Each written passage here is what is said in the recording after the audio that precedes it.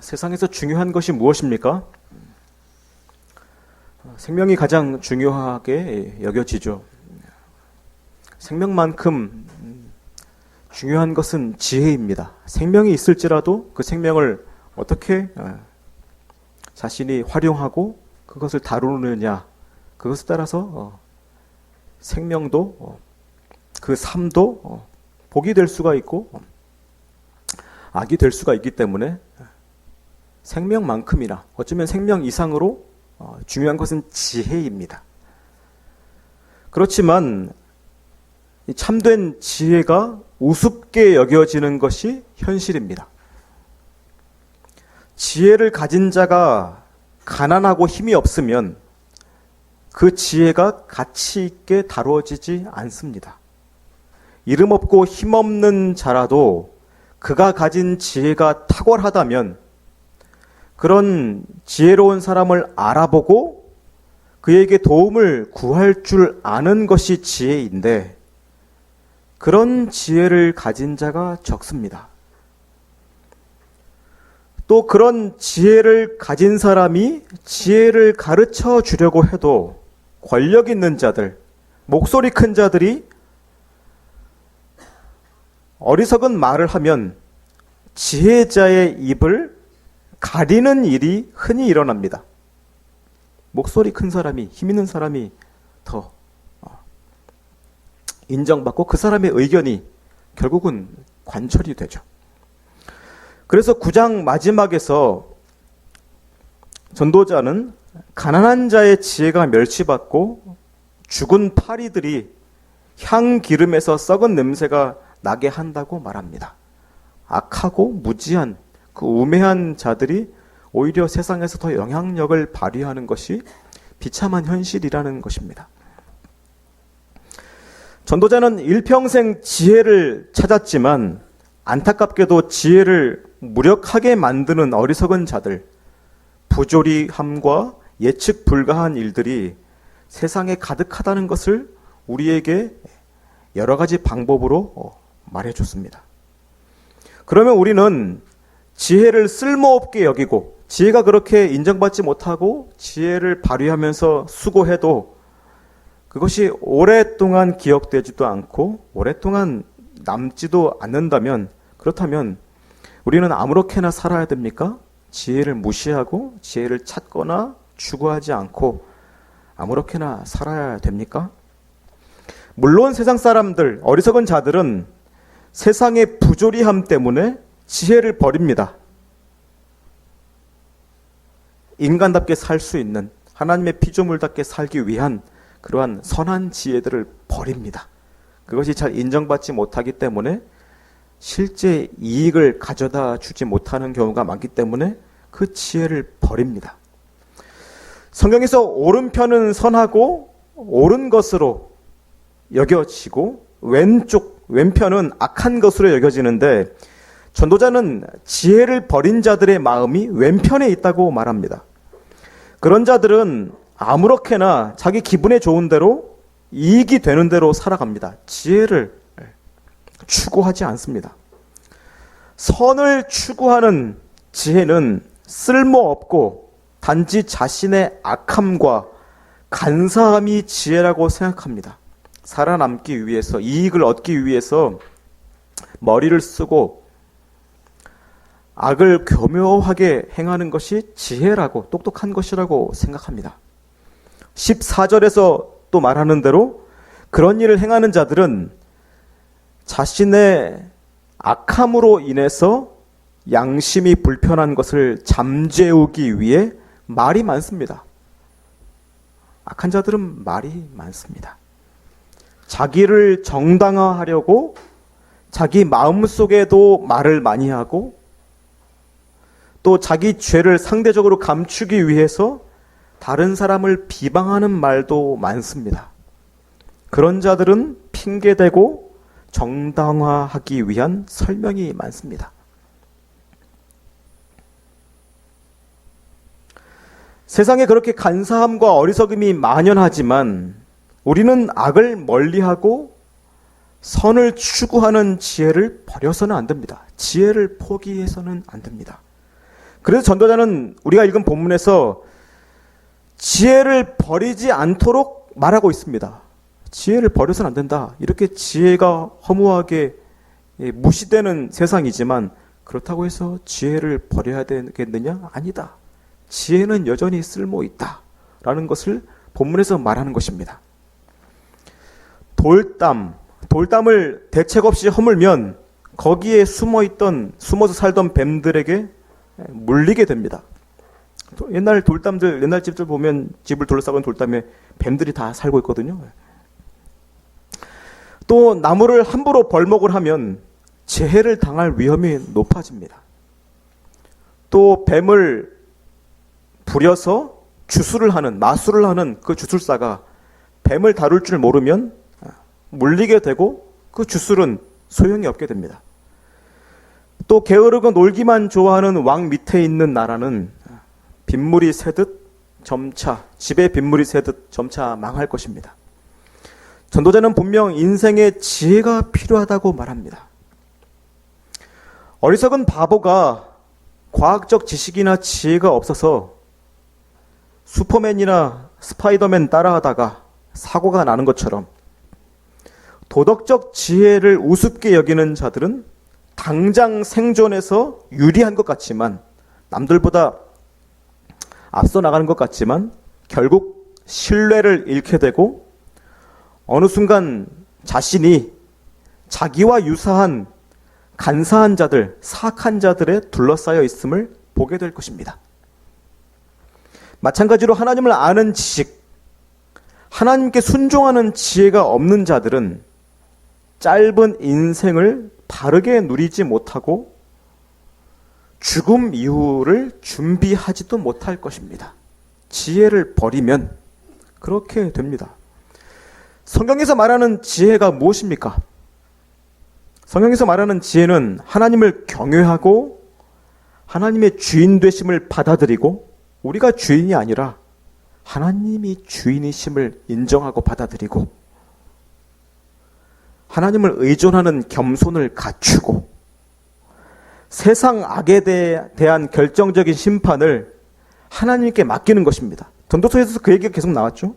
악을 자신이 심판하려고 하지 말고 이 세상 악을 다 자기가 고치려고 이상적인 그런 착각을 품지 말고 하나님이 그런 것들을 허용하시는 이유에 대해서 생각해 보고 하나님께 그 심판을 맡기는 것.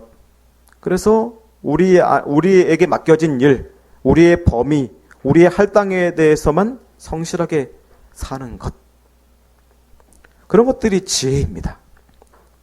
하나님의 주권 아래에서 겸손하게 순종하고 자기에게 맡겨진 분량 안에서 성실하게 선하게 사는 것이 지혜입니다. 그런 지혜를 갖지 않는 자는 어리석은 것을 시도하게 되고 어리석은 희망에 부풀어서 살거나 어리석은 분노에 사로잡혀서 고난을 자처하게 될 것입니다. 이것이 전도자가 여러 방법으로 반복해서 말해준 지혜입니다. 하나님을 아는 것으로 인해서 지혜롭게 사는 방법입니다. 전도자는 분명 우리에게 어리석은 자가 되지 말고 지혜로운 자가 되라고 지혜를 추구하라고 끝까지 말합니다. 이 세상이 지혜를 우습게 여겨도 지혜가 인정받지 못하고 허무하게 끝이 나도 그래도 지혜를 추구해야 한다고 말하고 있는 것입니다. 전도자가 그랬듯 옛날 사람들은 지혜를 추구했습니다. 오히려 고대인들이 지혜를 추구했습니다. 그들이 남긴 유적들이나 책들이나 그들이 남긴 유물들을 보면 그들이 옛날 사람들일수록 지혜를 사랑했다는 것을 알 수 있습니다. 그래서 옛부터 내려오는 전래 동화나 속담들은 그런 지혜들이 잘 녹아져 있습니다. 옛 사람들일수록 지혜를 소중히 여겼습니다. 그러나 과학이 발전하면서 사람들은 지혜보다 지식과 합리성, 이성을 추구하게 되었습니다.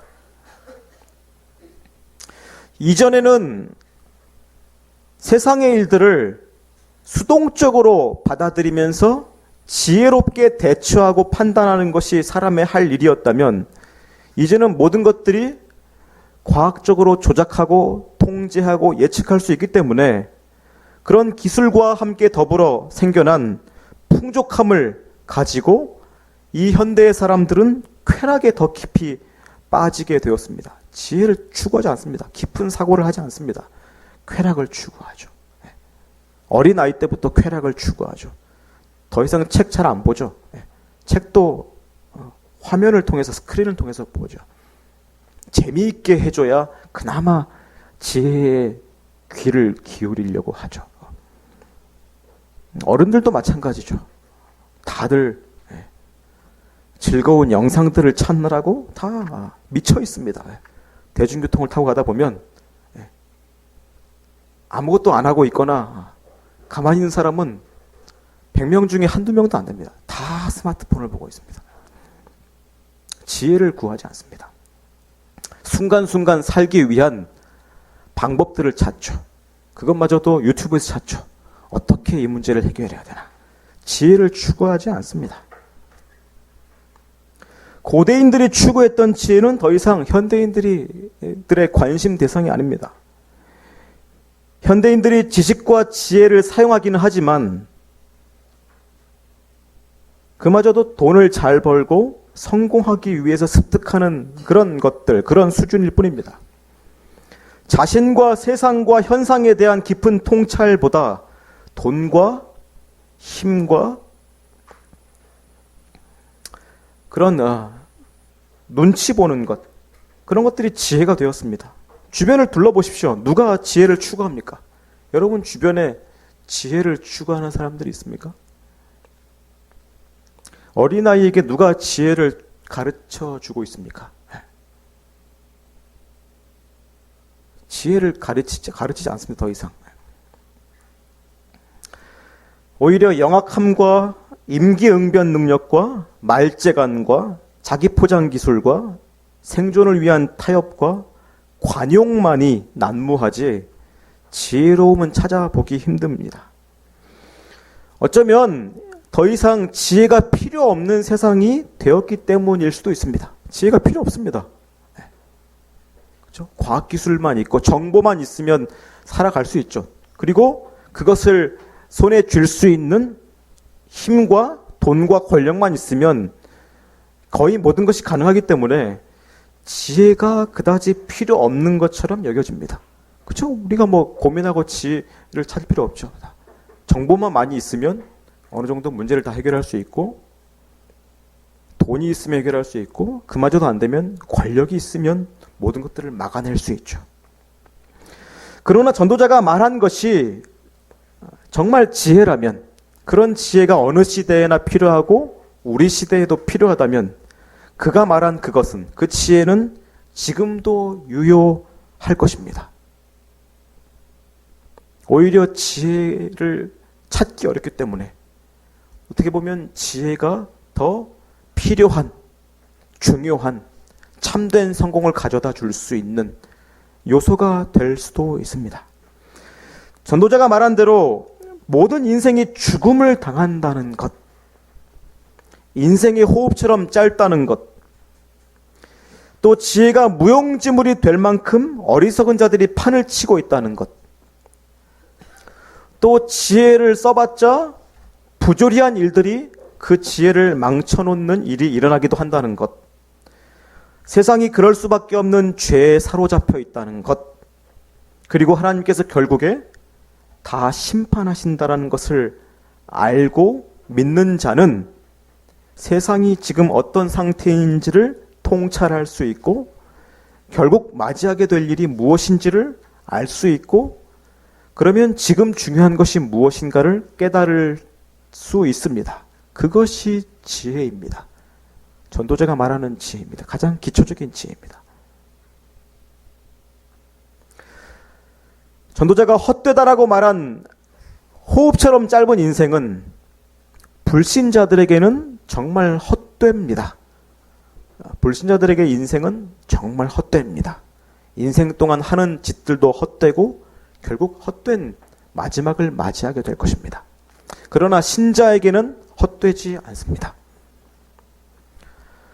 비록 지혜자가 허무하게 악한 자에 의해서 죽임당할 수 있고 오늘 본문에 나타난 것처럼 지혜가 그렇게 짓밟히는 무시되는 그런 일들을 겪을 수 있고 또 지혜를 가지고 수고한 일이 어리석은 자들에 의해서 무용지물이 될 수 있고 어차피 죽을 것을 생각하면 지혜를 추구하는 것이 불필요한 고생처럼 수고처럼 여겨질 수도 있지만 그렇다고 우리가 예수 믿는 자가 하나님의 백성들이 어리석고 기회주의적인 악한 삶을 살아서는 안 되는 것입니다. 그럴 수가 없습니다.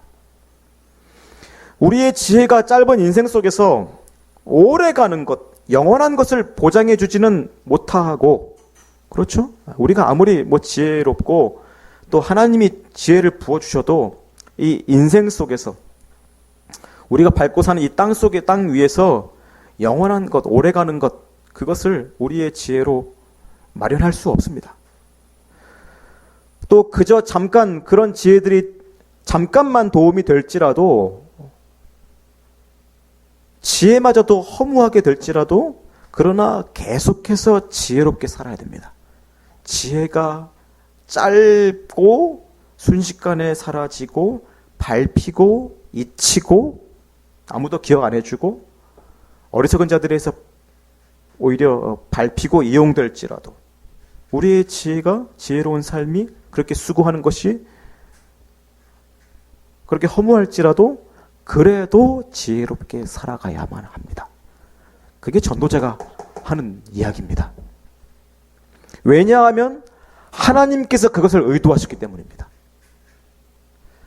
지혜의 하나님께서 모든 지식을 가지고 계시고 또한 지식을 창조하시고 가장 지혜로우신 하나님께서 지혜가 무시되는 이 악한 세상 속에서 지혜를 찾고 행하는 자를 원하시기 때문입니다.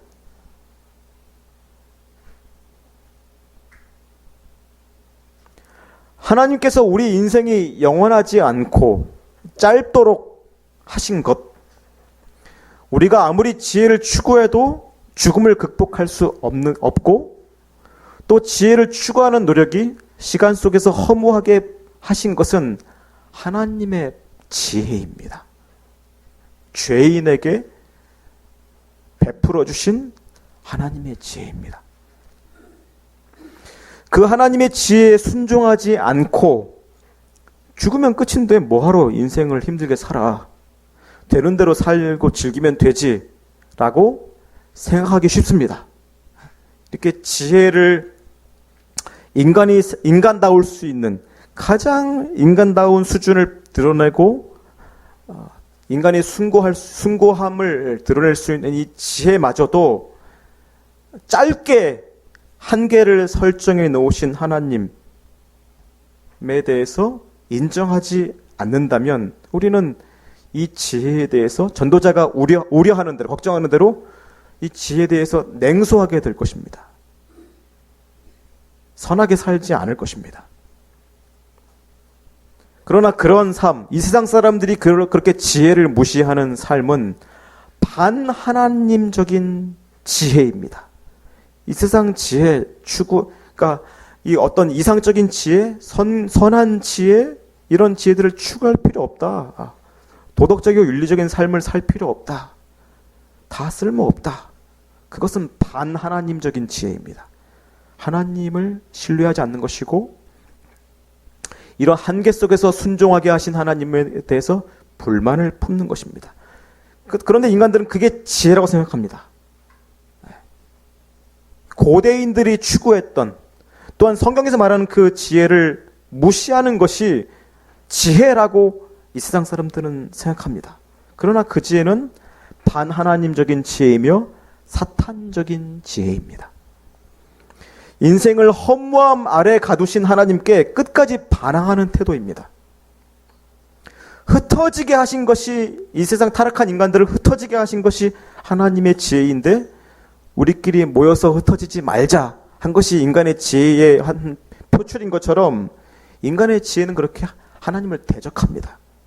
하나님께서 인간들을 오히려 한계 안에 두시고 허무하게 하시고 자신들의 하는 일이 어리석은 것임을 깨닫도록 하시는 것이 하나님의 지혜인데 그 아래에서 순종하면서 울며 회개하고 하나님께 돌아오는 것이 아니라 하나님의 지혜를 무시하고 자신들의 생존 방식을 지혜라고 여기는 것이 인간의 지혜이기 때문에 그것은 사탄적인 지혜입니다.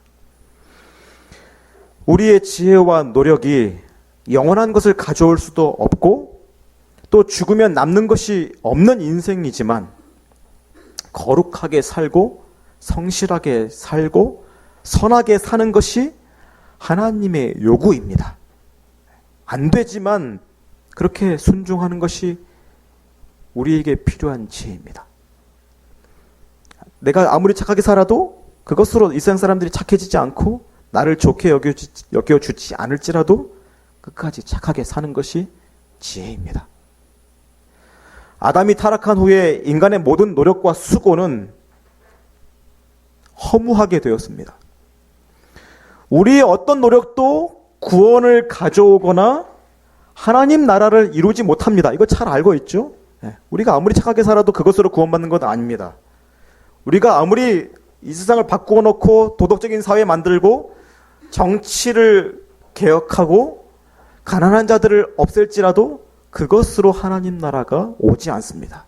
하나님 나라에 도움이 되지 않습니다.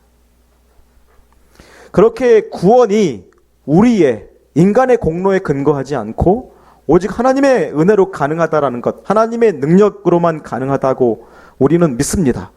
그게 쉬운 말로 이신칭의이죠. 사람의 어떠한 능력과 지혜와 노력에 하나님 나라의 완성과 구원이 달려있지 않다라는 것을 우리는 잘 압니다. 오직 믿음으로 은혜로만 구원을 얻고 하나님 나라에 속할 수 있음을 우리는 잘 이해하고 믿습니다. 그러나 우리가 항상 고민하는 대로 구원받은 이후의 삶, 구원 이전에는 그렇게 살았다고 쳐도 그럼 구원받은 이후의 삶은 착하게 살고 성실하게 살고 거룩하게 살아야 되는데 구원받은 이후의 삶도 공로가 되지 않는다라는 사실 때문에 구원받은 이후의 삶이 착하고 거룩하고 성실해도 그것 역시도 하나님 나라에 나의 구원에 전혀 도움이 되지 않는다라는 사실 때문에 착하게 살고 지혜롭게 살고 거룩하게 살아야 할 동력을 제공하기 위해서 우리의 신앙생활과 교회의 가르침에는 은근슬쩍 공로주의가 스며들어 와 있습니다. 그렇죠? 다 말로는 이신칭의이고 공로로 구원받지 않는다고 하는데 이 인간의 악한 죄인의 본성상 어떻게든지 착하게 살고 거룩하게 지혜롭게 살아야 되는 것을 동기부여해야 하기 때문에 다 나는 공로주의를 가르친 것이 아니다 라고 스스로 속이면서 이미 공로주의에 쩔어 있는 삶을 사는 것이 대부분의 한국교회의 신앙생활입니다. 그러나 전도자의 지혜, 전도자가 말한 인생관을 잘 이해하고 생각해 보면 사람의 기준과 나의 입장에서 가치와 의미가 있어야만 내가 공로를 느끼면서 공로의식을 느끼면서 내가 착하게 살고 있고 지혜롭게 잘 살고 있으니까 만족스럽고 이게 오래가고 하나님께서도 인정해 주실 만한 그런 기분 좋은 만족감, 그런 공로주의, 그런 것이 있어야만 순종하겠다는 생각, 그래야만 지혜를 추구하겠다는 생각, 그래야만 선을 추구하겠다는 생각을 내려놓을 수 있습니다. 이 전도자의 말을 잘 귀를 기울이면. 호흡처럼 사라지는 인생이지만 인간이 어떤 노력을 하고 선하고 지혜로운 삶을 살아도 그것이 다 무용지물이 되는 것이 현실이지만 하나님의 피조물로서 순종해야 할 이유를, 거룩하고 지혜롭게 살아야 할 이유를 이 전도자가 가르쳐주는 내용 속에서 발견할 수 있습니다. 우리에게 믿음이 있고 전도자가 말하는 지혜를 잘 이해한다면 구원받기 전이나 후나 여전히 선한 삶이, 지혜로운 삶이 공로가 될 수 없지만 공로가 되지 않도록 이 세상이 다 그걸 무시하고 짓밟아 주지만 그러나 예수 믿는 자는 성실하고 거룩하고 끝까지 지혜를 추구하면서 살 수 있는 것입니다. 그게 남지 않을지라도, 인정받지 못할지라도.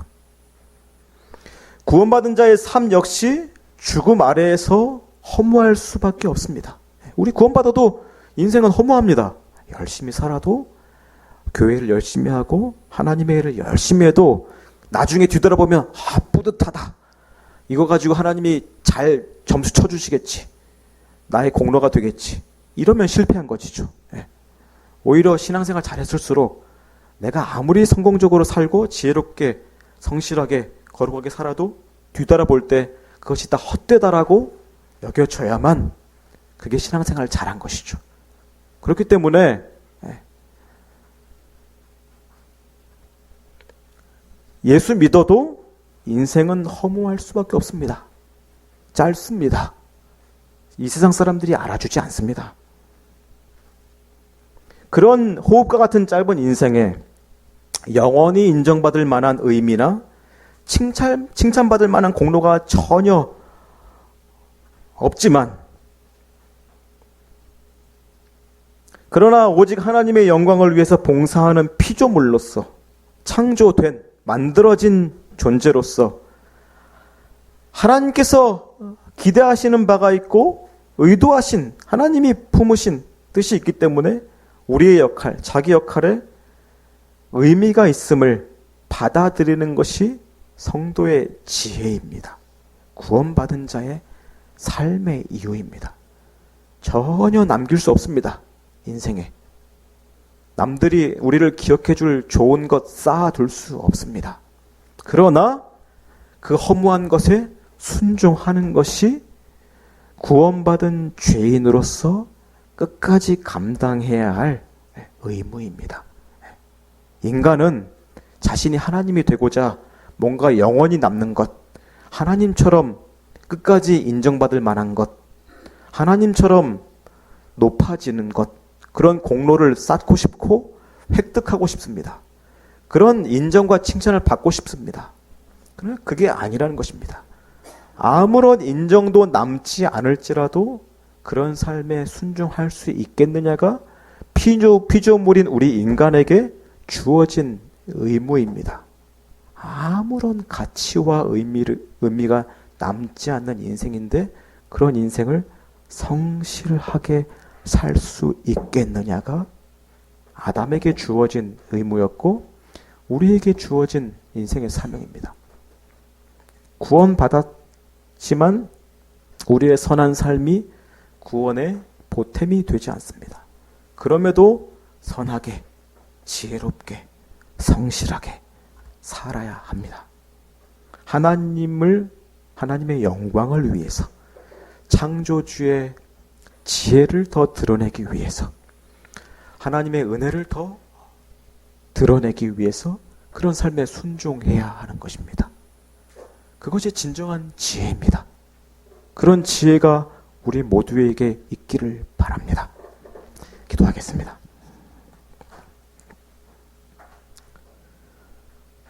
하나님, 저희는 죄인이고 또한 구원받았으나 교만한 마음이 저희를 다스릴 때가 많아서 사람들에게 기억되기를 바라고 칭찬받기를 바라고 또한 하나님께도 영원한 무엇인가를 인정받고자 하는 마음이 남아 있습니다. 우리가 세상 사람들에게 또한 기억되고 존경받는 인생을 살고 싶습니다. 그러나 피조물에게 또한 구원의 은혜가 필요한 죄인에게 그러한 자격이 없음을 성경이 말합니다. 그러한 방법, 그러한 인생의 목적은 이 세상 사람들도 추구하는 그런 명예와 자기 이름을 남기기 위한 행위에 불과합니다. 우리의 어떤 것이 남지 않을지라도 이 세상에 어떠한 것도 우리의 어떤 것도 남겨지지 않고 우리의 육신으로부터 우리의 이름과 우리에 대한 기억, 우리의 모든 인생에 대한 추억이 시간 속에서 다 사라질지라도 의미 없어질지라도 오직 하나님께서 우리를 아시고 우리를 기억하시며 우리의 인생을 하나님께서 알아주시는 것, 그것만으로 충분한 줄 알고 우리가 이 인생, 짧은 인생의 이 허무 속에서 우리의 이름으로 남는 것이 없을지라도 최선을 다해서 성실하게 살고 하나님의 영광을 위해서 거룩을 추구하는 그런 지혜로운 하나님의 백성들이 되도록 도와주시옵소서. 하나님을 위해서, 주인을 위해서 충성하는 종들이 되게 해 주시옵소서. 예수님의 이름으로 기도합니다.